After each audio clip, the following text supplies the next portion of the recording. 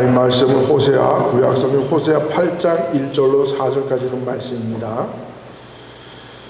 오늘은 제가 아주 직격탄으로 이 설교를 드리려고 합니다. 오늘 이 말씀은 오늘 우리가 직분받는 자와 또 연결될 것 같아요. 왜? 대통령이 하늘이 내린다는 이 세상의 말은 거짓이다, 아니다가 답입니다. 하나님이 택하신 자가 대통령이 되고 하나님이 택한 자가 왕이 되어야 그 나라가 흥왕합니다. 그렇지 않으면 나라가 망합니다.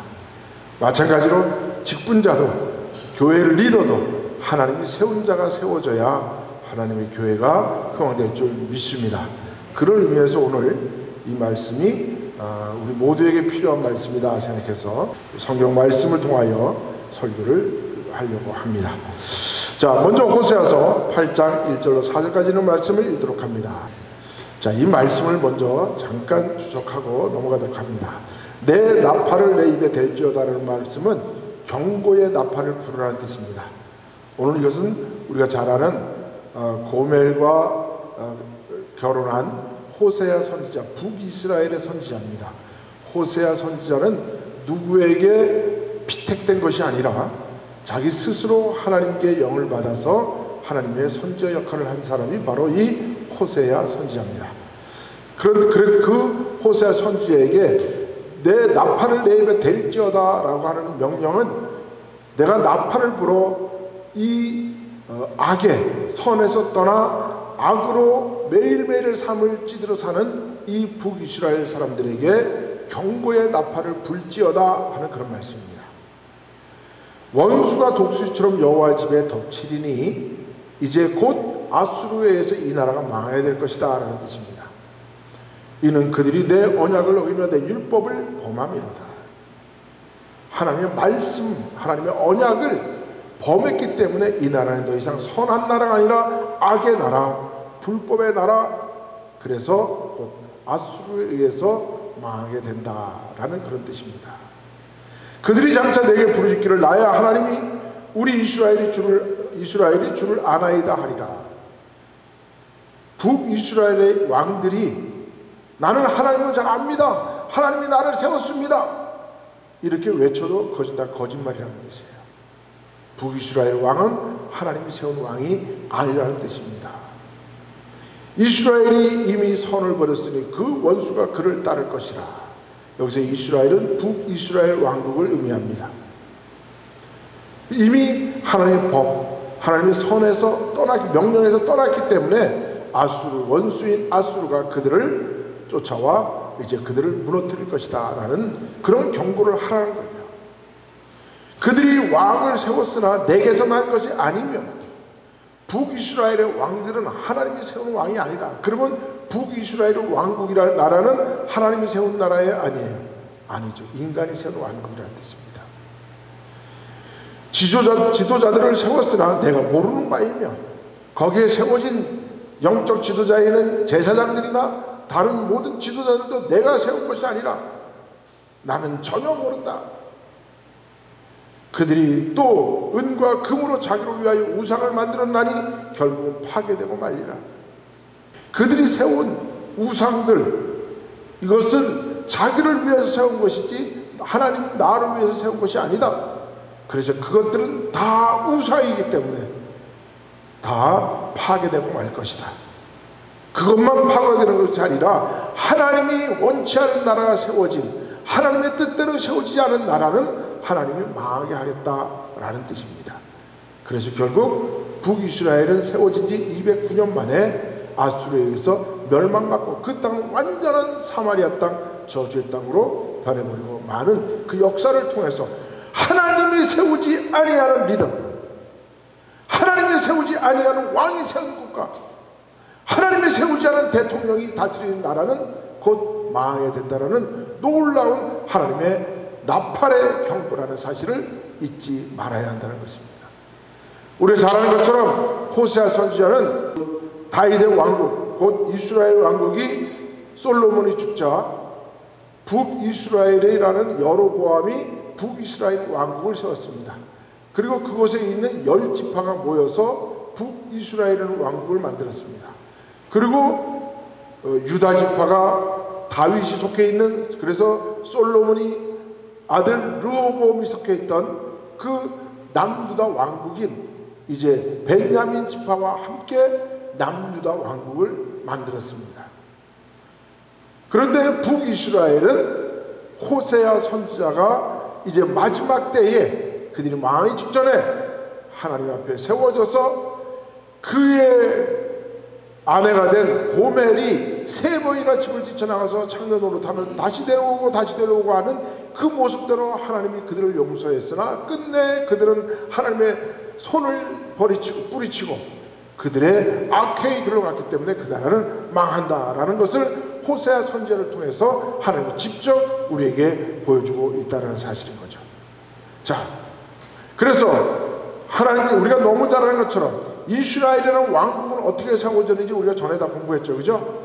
그래서 이스라엘 왕이 어떻게 세워질 것이냐는 우리가 신명기 17장 이스라엘 왕국 사무엘 선지자를 통해서 사울 왕이 세워지고 사울 왕이 다시 폐함을 받고 다시 다윗 왕이 세워진 완전한 이스라엘 왕국이 세워지기 전 약 400년 전에 이미 하나님이 모세를 통하여 이런 나라가 만들어질 것이니 이렇게 하라라고 이미 말씀해 주신 역사가 있습니다. 그게 바로 신명기, 구약의 신명기 17장에 그대로 기록되어 있습니다. 거기에서 보면 3가지 분명한 왕의 자격과 의무와 책무 조건이 있습니다. 첫 번째 왕의 조건은 뭐냐? 왕의 자리에 올라설 수 있는 사람은 이스라엘의 12지파 중에서 하나님이 택하신 자를 택하라. 그 다음에 왕의 의무는 뭐냐? 3가지를 분명히 해야 된다. 그건 뭐냐? 말을 많이 두지 마라. 말은 무엇을 의미한다 했습니까? 그때 말은 군대의 힘을 의미한다 했습니다. 말 병가가 얼마나 많으냐에 따라서 그 나라의 군대의 힘을 상징하게 되는 것이죠. 그래서 말을 많이 두지 말라. 또 그리고 그 당시에 이스라엘의 모든 말들은 어디로부터 왔느냐? 그 이스라엘 백성들이 에집트 땅에서 430년 동안 살 동안에 그들이 살았던 고센 땅이 바로 목축하기에는 최고로 적합지였어요. 거기에 정말 좋은 말들이 많이 있었습니다. 그래서 이스라엘이라는 나라가 왕국을 건립하고 그 말들을 그것에서 수입을 많이 했어요. 그런데 하나님은 뭐라고 말씀하십니까? 이스라엘을 왕이 세워질 때 그 왕들은 절대로 말을 많이 두지 말라. 여기 2가지 조건이 있습니다. 첫 번째, 하나님을 믿되 군대의 힘을 믿지 말아라. 두 번째는 혹시 말을 많이 두려고 사람들을 말을 가지러 이집트로 말을 보내면 그들이 이집트에 동원돼서 다시 이집트로 돌아가려고 한다. 다시 노예의 생활로 돌아가길까 하나님께서 그 염려가 있으시기 때문에 말을 많이 두지 말라라는 조건으로 2가지 의미를 두고 있습니다. 그리고 두 번째는 뭡니까? 아내를 많이 두지 말라. 세 번째 뭡니까? 은과 금을 많이 두지 말지라. 왕은 절대로 군대의 하나님을 믿되 하나님의 힘을 믿되 군대를 믿지 말라는 거예요. 또 아내를 많이 두지 말라고 하는 것은 아내를 많이 두면 주색잡기에 빠져서 정사를 제대로 펴나갈 수 없죠. 올바른 왕이 될 수 없다라는 겁니다. 은과 금을 많이 두게 되면 무엇입니까? 백성을 괴롭히게 되죠. 세금을 많이 걷게 되고 세금이 많아서 그 궁전에 은과 금이 많으면 이웃 나라들이 그것을 뺏으려고 쳐들어오기 때문에 나라가 위태해진다라는 뜻입니다. 그래서 왕은 3가지를 절대 하지 말아야 되는데 말을 많이 두지 마라, 아내를 많이 두지 마라, 은과 금을 많이 두지 마라.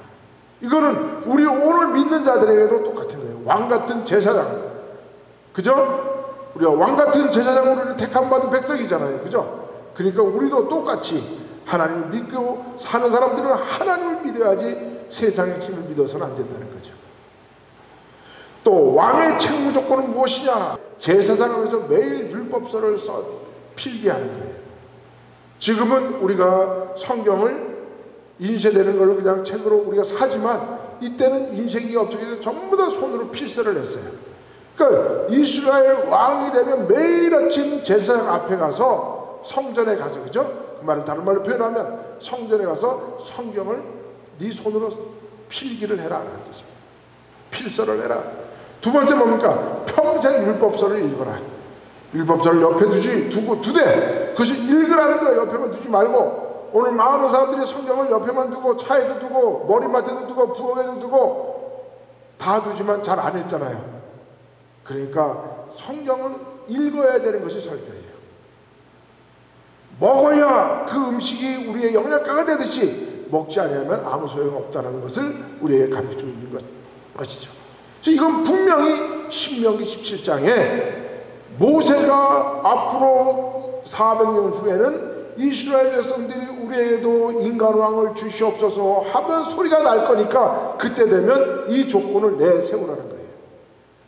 그래서 400년 후에 이스라엘 백성들에게서 이제 이스라엘 백성들이 가나안 땅에 들어서 정복을 하고 400년이 지날 때 거의 마지막 사사이자 선지자 제사장인 사무엘 선지자 때 드디어 이스라엘 백성들이 그들 앞에 나오게 됩니다. 그들이 뭐라고 사무엘에게 와서 얘기하는지 한번 읽어볼까요? 사무엘상 8장 5절로 9절까지 있는 말씀입니다. 아까 모세가 예언했던 것이 지금 400년 후에 사무엘 선지자 때 성경에 그대로 기록되어 있습니다. 읽습니다. 그에게 이르되 보소서 당신은 늙고, 당신은 여기서 사무엘입니다. 사무엘이 늙고 당신의 아들들은 당신의 행위를 따르지 아니하니 열방과 같이 우리에게 왕을 세워 우리를 다스리게 하소서 한지라. 우리에게 왕을 주어 우리를 다스리게 하라 한 것을 사무엘이 기뻐하지 아니하여 하나님께 기도하매. 하나님께서 뭐라고 말씀하십니까? 여호와께서 사무엘에게 이르시되 백성이 내게 한 말을 다 들으라. 그들이 너를 버림이 아니요 나를 버려 자기들의 왕이 되지 못하게 함이라. 내가 그들을 애굽에서 인도하여 난 날부터 오늘까지 그들이 모든 행사로 나를 버리고 다른 신들을 섬긴 같이 내게도 그러하는도다. 그러므로 그들의 말을 듣되 너는 그들에게 엄히 경계하고 그들을 다스릴 왕의 제도를 알게 하라. 그러니까 왕을 앞으로 세우면 모세가 우리에게 400년 전에 얘기했던 신명기 10장에 있는 말씀을 그대로 적용하고 그 다음에 그 나라의 왕정 제도는 어떤 제도인지 백성들에게 먼저 말해주라. 너희 양떼의 10분의 1을 취하리니, 큰 소리를 칩니다. 너희가 그 종이 될 것이라. 뭐가 될 것이다? 너희가 세운 인간 왕의 종이 노예가 될 것이라는 뜻이에요. 그날에 너희가 너희 택한 왕을 인하여 부르짖되 그날에 여호와께서 너희에게 응답지 아니하시리라. 백성이 사무엘 말 듣기를 거절하여 가로되 아니로소이다. 우리도 우리의 왕이 있어야 하리니. 왕정 제도는 이렇다라고 가르쳐줬죠. 곧 왕은 백성을 지배하는 권력자요, 백성은 곧 왕의 노예가 될 것인데 그래도 너희들 왕을 세울 것이냐라고 물었더니 그래도 조사의 우리에게 왕을 주옵소서라고 이야기하는 겁니다. 참 안심하죠, 그죠? 22절에 뭐라고 이야기합니까? 여호와께서 사무엘에게 이르되 그들의 말을 들어 왕을 세우라 하시니. 그래서 이스라엘에 더 이상 하나님이 왕이 아니라 인간 왕인 세상과 같은 왕정 제도가 만들어지게 됐다는 겁니다. 그렇다면 이 왕정 제도는 무엇이냐? 하나님이 이스라엘 백성들에게 모세를 통해서 왕이 세워질 때 세 가지 조건을 줬자 그랬잖아요, 그죠? 그것을 가만히 분석해 보면 하나님이 왕권을 허락하되 뭐라고 허락하느냐? 제사장권과 왕권을 철저히 분리하라고 말합니다. 우리가 택한 백성이요, 우리는 왕같은 제사장이라는 말은 바로 여기에 있는 말씀을 두고 말씀하시는 거예요. 왜? 우리에게 힘과 권력은 그 당시에 누구에 있었느냐? 백성들에게 있는 것이 아니라 그 당시의 왕정제도에서는 그 권력은 누구에 있느냐? 제사장과 왕에게 있는데 그 제사장과 왕에게 있는 권력을 분리를 시켜라. 다른 나라의 왕정제도는 그 권력의 힘이 왕에게만 붙어 있었어요. 왕에게만 있었습니다. 그래서 왕이 무소불위로 왕이 죽이고 싶은 사람 마음대로 죽이고 살리고 싶은 사람 마음대로 살리고 세상에 자기의 나라의 모든 부는 다 자기가 다 차지하고 국민들 백성들을 노예로 삼았어요. 그래도 너희가 왕정제도를 원하느냐? 그래도 조사하면 우리에게 왕을 주옵소서 해서 하나님이 주었어요. 그런데 하나님이 줄 때 하나님이 제사장 권력과 왕의 권력을 완전히 분리시켜 줬어요. 그러니까 일반 세상의 왕정 제도와는 틀린 거예요. 왕은 제사장의 견제를 받도록 했어요. 제사장은 누구냐? 하나님의 대리인이에요. 그리고 권력의 분립과 견제를 통해서 우리가 권력에는 세상의 모든 자유민주주의는 권력의 분리와 견제가 있어요. 그거는 뭐냐 하면 컨트롤, 그 다음에 밸런스예요. 서로가 서로의 권력을 컨트롤 해주고 밸런스가 맞지 않으면 그 권력을 한쪽으로 쏠려서 그것은 완전한 왕정 제도가 되어버리면, 한 사람에게 모든 권력이 전부 다 쏠리게 되면 그 나라는 망하게 돼 있다는 거예요. 이게 왕정 제도의 가장 잘못된 점입니다. 그래서 하나님이 이스라엘에게 왕정 제도를 허락하실 때 하나님은 이것을 너무 잘 아시기 때문에 백성들을 왕의 노예로 삼게 하지 않게 하기 위해서 하나님께서 왕정 제도와 제사장권을 서로 분리를 해서 왕정 제도를 허락해 주셨다는 거예요. 그래서 지금 이 왕정 제도와 왕정 제도에서 제사장권과 왕권이 분립되는 것은 오늘 우리가 누리고 있는 정치 제도인 자유민주주의에서 삼권이 분리되는 것과 아주 그 낮은 단계의 이제 시초의 그 정치 제도라는 거예요. 그리고 제사장권을 제대로 지켜야 예수 그리스도의 길이 보입니다. 왜? 그런데 만약에 왕권만 강화시켜주면 왕이 자기 멋대로 아무나 제사장을 세우고 아무나 제사장을 세워서 제사를 지내게 하면 하나님의 여호와 신앙이 완전히 무너지기 때문에, 만약에 하나님의 제사장 제도가 무너지면 그러면 엄청난 구속사에 문제가 생겨요. 왜? 제사장 제도를 제대로 세워줘야 하나님의 성전이 바로 세워지고, 성전이 바로 세워져야 이 땅에 오시는 예수님은 이 땅에 무엇으로 오십니까? 성전의 모델이시죠. 그 다음에 대제사장으로 오시죠. 그러니까 하나님은 왕정 제도를 허락하시지만 왕정과 제도와 함께 제사장 제도를 주셔서 제사장의 권력을 완전하게 서로 견제 분리하도록 만들어 주셨다는 거예요. 그래야 이 땅에 예수님이 구속사로, 예수님이 메시아로 오시는데 그 길이 열리게 된다는 겁니다. 그래서 우리가 신약 성경에서 보면 예수님이 태어나시기 전에 6개월 전에 누가 먼저 태어납니까? 세례 요한이 태어나죠. 그런데 거기에 세례 요한이 태어나기 전에 성경은 이렇게 기록하고 있습니다.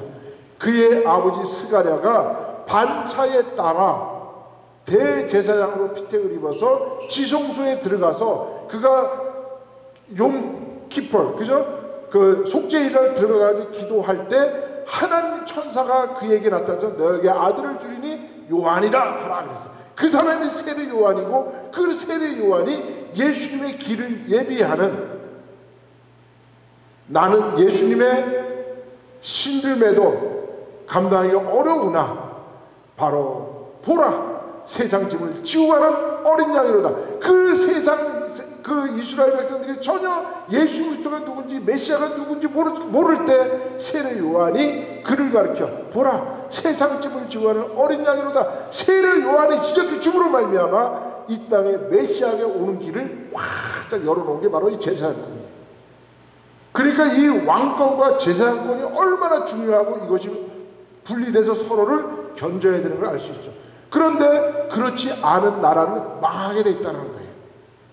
그 정확한 예가 바로 다윗이 왕이 되고 나서 다윗이 제일 큰 업적이 뭐냐 하면 제사장권을 24 반차로 하는 거예요.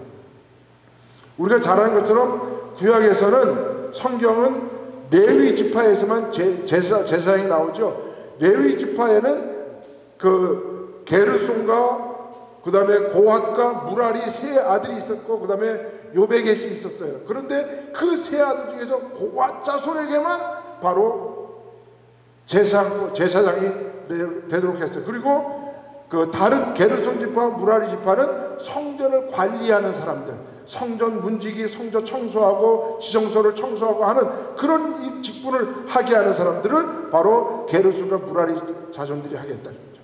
그리고 그 고앗 자손들을 통해서 이스갈과 헤브론과 우시엘, 아므람이 나왔는데 그 이스갈 쪽에서 거기 자손들이 나오고 그들을 통해서 이제 아므람을 통해서 아론이 나오고 모세가 나오는데 아론의 후손들을 통해서 나답과 아비후, 그 다음에 엘르아살과 이다말이 나오는데 나답과 아비후는 성전에서 촛불 잘못 켰다가 하나님이 시키지 않는 불로 붙였다가 불에 타 죽었죠. 그리고 두 아들인데 그 아들이 엘르아살과 이다말이에요. 이 지파들을 통해서 엘르아살로부터 16 제사장이 나오고 그 다음에 이다말을 통해서 8지파가 나와서 24반차로 나눠서 그들을 통해서 계속해서 한 1년에 6개월씩 제사장이 돌아가면서 그 제사장 역할을 하는 거예요.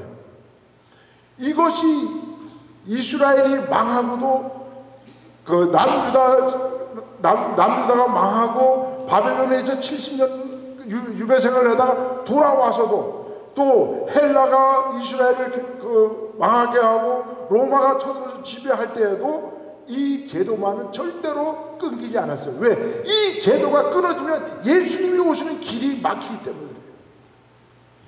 성경을 정말 이거를 깨달으면 예수님이 이 땅에 오시는 길이 얼마나 중요한 건지, 그리고 하나님 성경은 그 예수님이 이 땅에 우리의 대제사장으로 또 성전의 모델로 오시게 하는 그 길을 성경 정확하게 길을 열어놨어요. 근데 눈이 없는 사람은 아무리 읽어도 이걸 못 봐. 지금까지 얘기했죠. 왜 다윗을 통해서 하나님이 제사장 제도를 관리하게 했는지.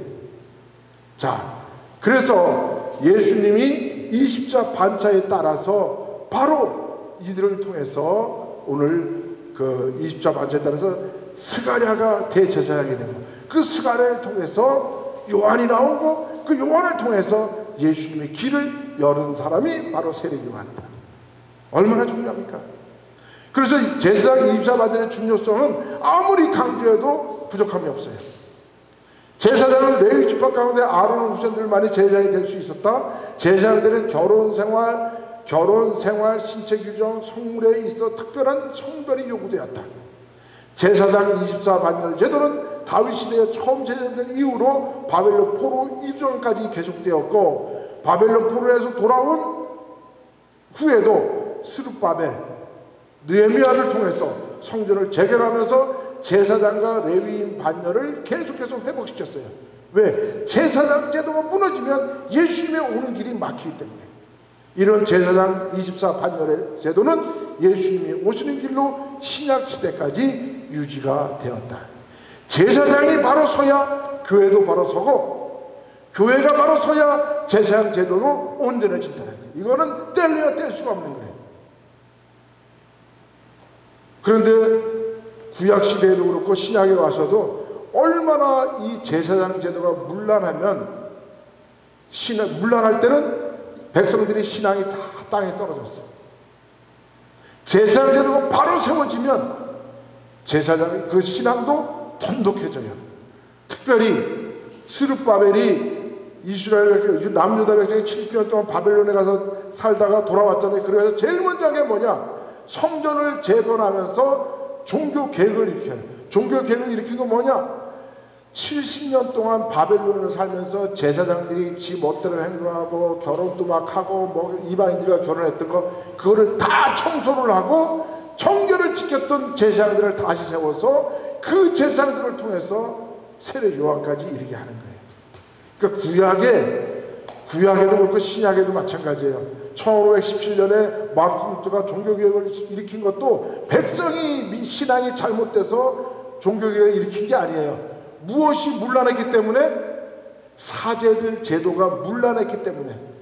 그리고 구약 시대에도 다윗 시대에, 요아스 시대에 다 종교개혁을 일으켰죠. 그럴 때도 종교개혁을 일으킨 이유는 뭐냐? 제사장 제도가 문란해지면 종교개혁을 일으켜서 제사장 제도를 다시 올바로 세웠던 거예요.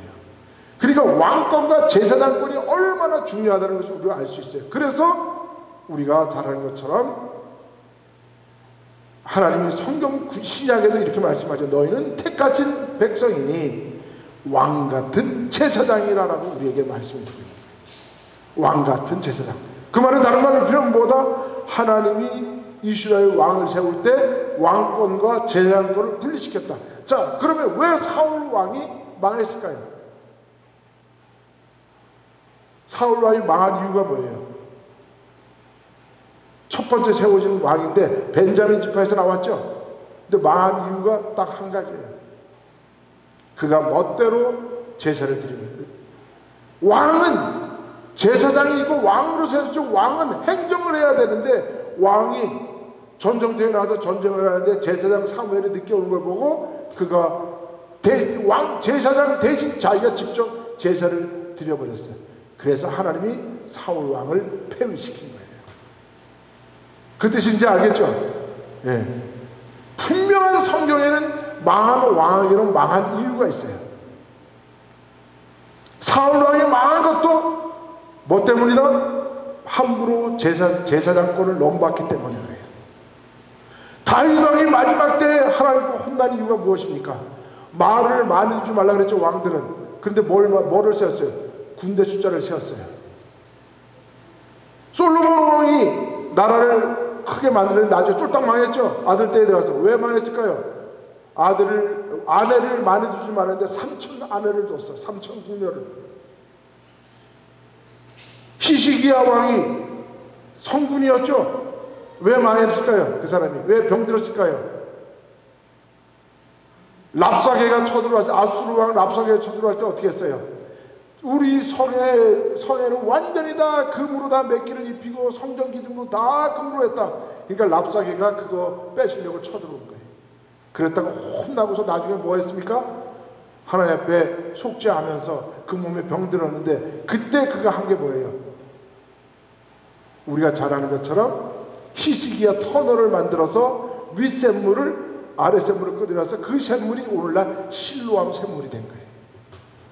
지금도 이스라엘 여행 가면 성지 순례 가면 히스기야의 터널, 그 터널을 통해서 지하에부터 그 물이 이렇게 흘러오는 그것을 직접 우리가 볼 수가 있습니다.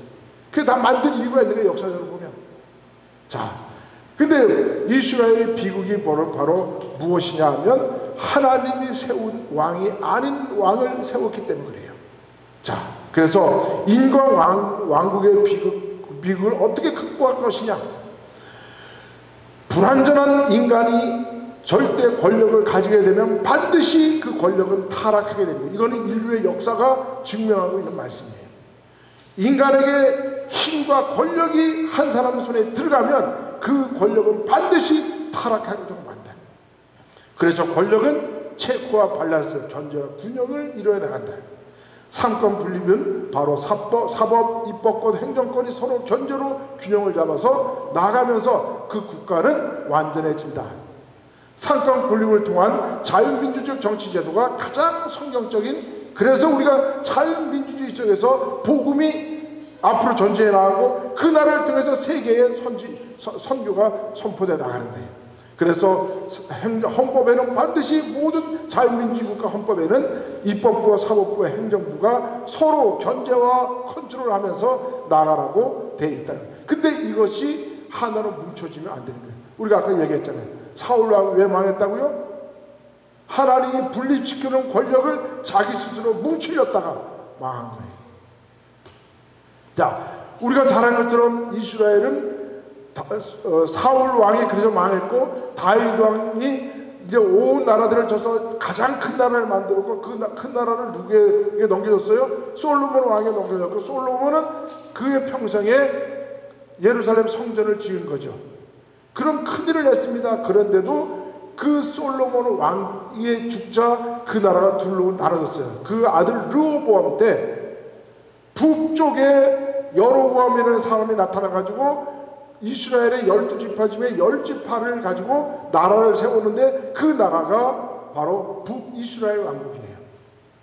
그래서 거기 보면 르우벤 지파, 스불론 지파, 시므온, 므낫세, 단, 이사갈, 아셀, 에브라임, 납달리, 갓 10지파를 통해서 북이스라엘 왕국을 만들어요.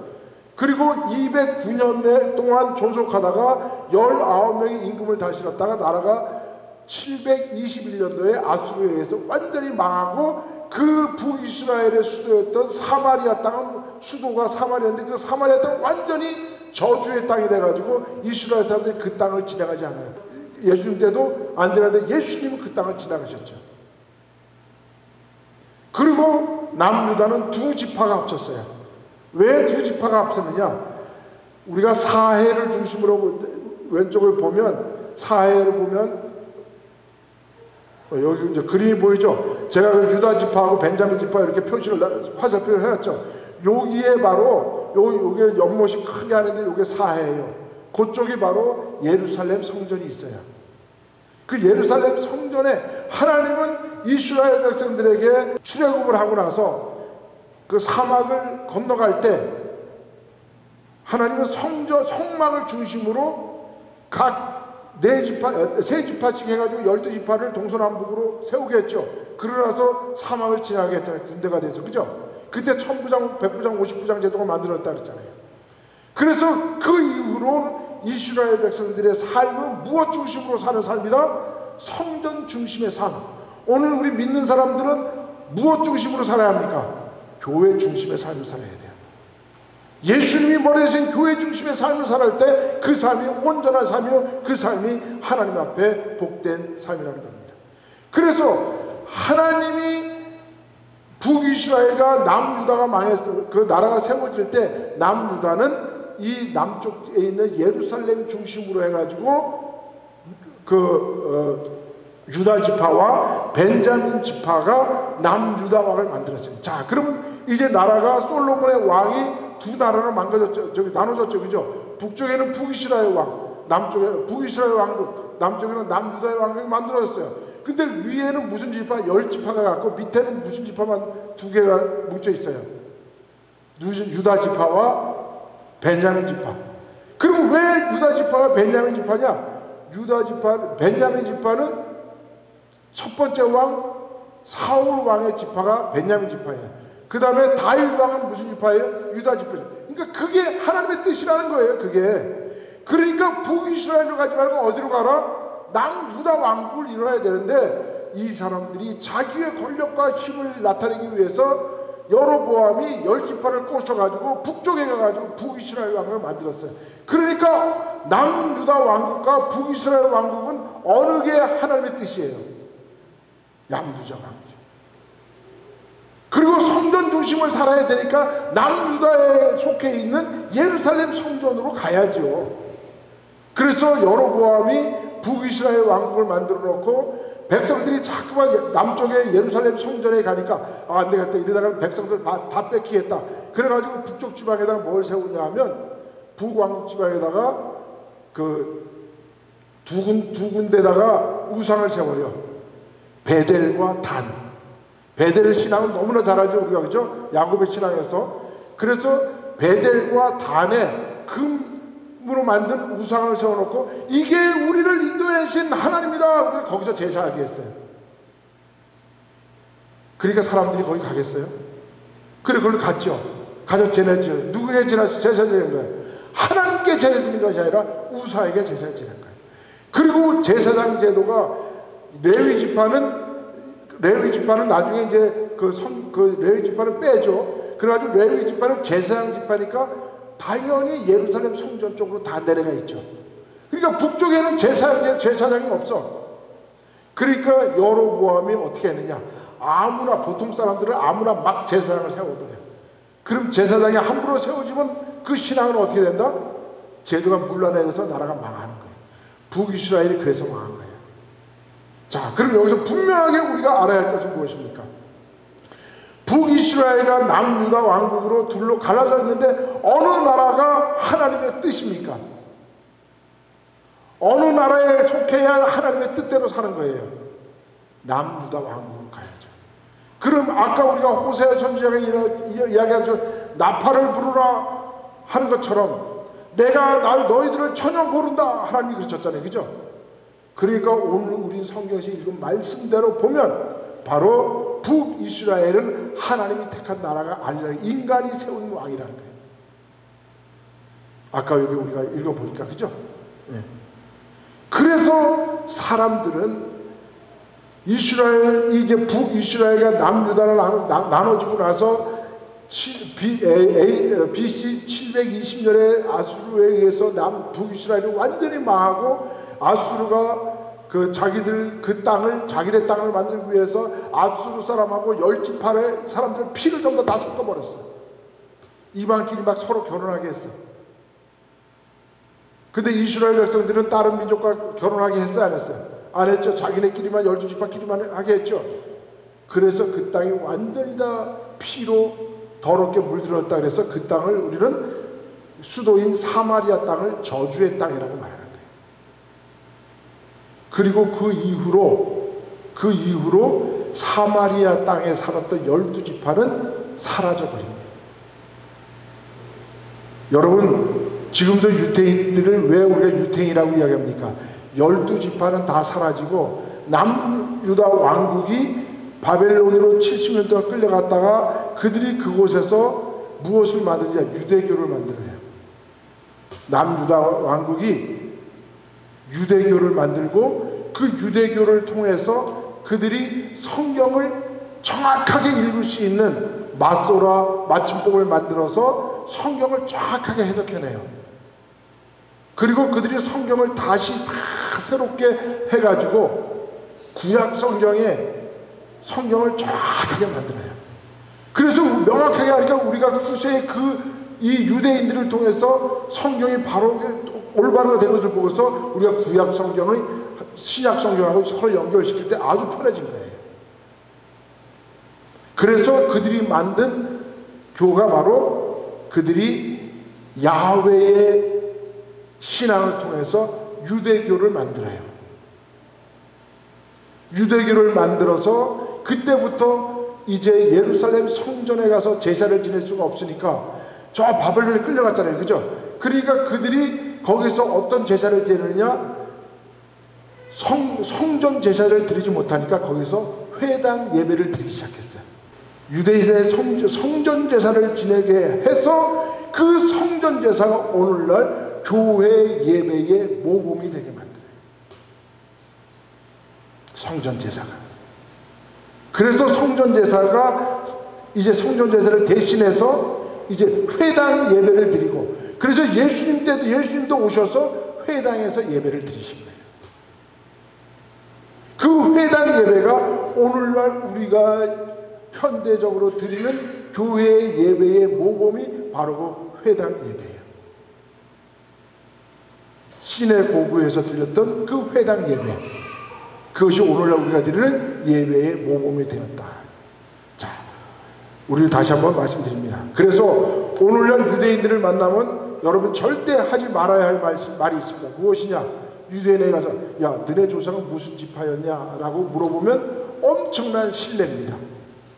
왜 그러냐면 10지파는 하나님이 택한 왕국이 아닌 북이스라엘을 가가지고 그 피가 완전히 이방인들과 섞여버려서 사마리아 저주의 땅이 됐잖아요. 그래서 그 사람들이 더 이상 10지파는 지파가 사라져버려요. 그런데 오늘날 유대인들에게 만나서 너희 조상은 옛날에 무슨 지파냐고 묻는 것은 무엇과 똑같으냐? 우리 조상들이 조선시대 때 노비였던 사람들이 나중에 노비가 해방되고 나면서 노비에서부터 전부 다 평민으로 전부 다 바뀌었잖아요. 그러니까 그런데 집안 사람들은 전부 다 우리 옛날 지방은 노비 집안이 아니야. 우리는 다 평민이었고 양반이었어. 그러면서 지금도 자랑하죠. 우리 조상이 노비였다는 것을 말 안 하는 것처럼 이 유대인들도 자기들의 조상이 12지파 가운데 북이스라엘 만들었던 10지파라고 말하지 않아요. 그거는 곧 수치야. 그래서 유대인들에게 우리가 유대인들이라고 얘기를 해야지, 야, 너네 조상은 에브라임 지파였냐? 너네 지파는 무슨 지파였냐? 물어보면 실례예요. 그런데 무슨 지파는 자기 지파를 떳떳하게 얘기를 해요.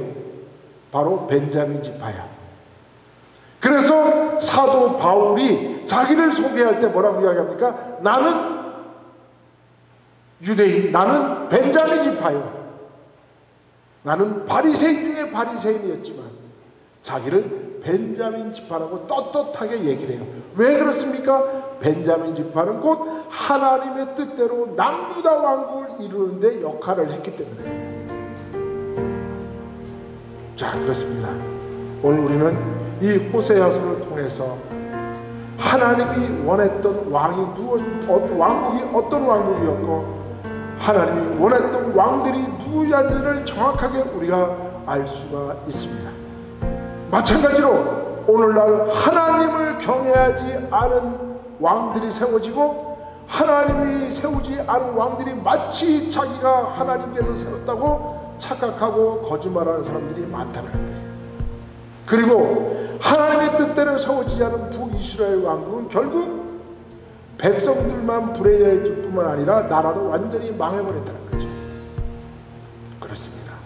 오늘날 우리가 한국의 대통령이 새로 뽑혔는데 그 대통령이 하나님께서 원하지 않은 대통령이라면 거짓과 사기와 또 범죄로 말미암아 점철된 그런 사람이 대통령이 되었다면 대한민국은 엄청난 불행입니다.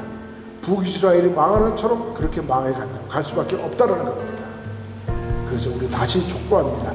나라는 그 백성의 수준에 맞는 대통령이 세워지는 거예요. 백성이 똑똑하면 지도자도 왕도 대통령도 똑똑한 사람이 세워지는 거고, 백성이 멍청하면 대통령도 멍청한 왕이, 바보 같은 왕이 세워집니다. 바보 같은 하나님이 인정하지 아니하는 왕이 세워지면 그 나라는 북이스라엘처럼 왕국처럼 망해가 되는 겁니다. 그래서 백성이 정신 바짝 차리고 대통령이 무엇을 잘못하는지, 무엇이 옳은 길인지 백성들이 국민이 눈을 부릅뜨고 그것을 지켜내야 할 줄 믿습니다. 그래야 대한민국이 자유민주주의 국가가 되어서 자유민주주의 국가를 통해서 선교를 이룩하고 선교의 대한민국, 복음의 대한민국, 하나님 나라가 대한민국이 될 줄 믿습니다. 오늘 직분자도 마찬가지예요. 직분자들도 다 하나님의 뜻대로 세움을 입은 그런 직분자들이 하나님 앞에 온전하게 일하게 될 줄 믿습니다. 모두에게 하나님의 뜻대로 이루어지는 우리가 되시기를 예수님 이름으로 축원드립니다. 기도합니다. 하나님 감사합니다.